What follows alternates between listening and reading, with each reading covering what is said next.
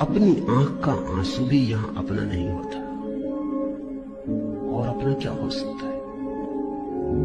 जिनको हम अपना कहते हैं वो भी अपने नहीं है। अपने अतिरिक्त अपना यहां कुछ भी नहीं है। स्वयं के अतिरिक्त और कोई संपत्ति नहीं है। इसलिए जिसने जीवन को स्वयं की खोज में लगाया है उसने ही सार की खोज में लगाया है। और जो और कुछ भी खोज रहा हो स्वयं को छोड़कर, वो चाहे सारी पृथ्वी की संपदा पाले, सारा साम्राज्य पाले, आखिर में पाएगा। मनुष्य सदियों से भगवान की खोज करता रहा है। उसने आकाश की ओर देखा, उसने मंदिर बनाए, उसने मूर्तियां गढ़ी। कभी जंगलों में, कभी पहाड़ों में, कभी गुफाओं में वह भगवान को खोजता रहा, लेकिन उसका भगवान हमेशा उससे दूर रहा, क्योंकि खोज ही गलत दिशा में थी। भगवान बाहर कहीं नहीं है, न आकाश में, न मंदिरों में, न ग्रंथों में।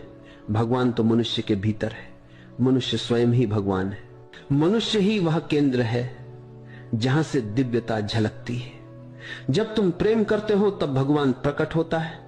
जब तुम करुणा से भरते हो तब भगवान प्रकट होता है।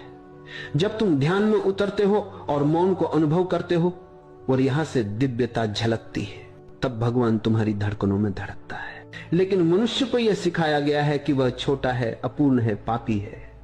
धर्म ने मनुष्य को यह विश्वास दिला दिया कि ईश्वर अलग है और तुम उसके दास हो। इस झूठ ने मनुष्य को गुलाम बना दिया, और मैं कहता हूं यह सबसे बड़ा अपराध है। मनुष्य तुच्छ नहीं है। मनुष्य केवल देह नहीं है। मनुष्य केवल मन नहीं है।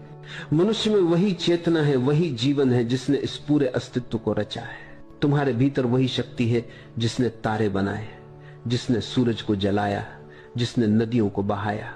तुम ईश्वर के अंश नहीं हो, तुम स्वयं ईश्वर हो, लेकिन तुम्हें यह पहचान नहीं है। बुद्ध ने कोई प्रार्थना नहीं सिखाई किसी आकाश में बैठे परमात्मा के प्रति। न बुद्ध ने कहा भिखारी बन के मांगो, न बुद्ध ने कहा याचक बनो, हाथ फैलाओ किसी परमात्मा के सामने। बुद्ध ने तो कहा अपने भीतर जाओ और परमात्मा मिल जाएगा, तुम परमात्मा हो।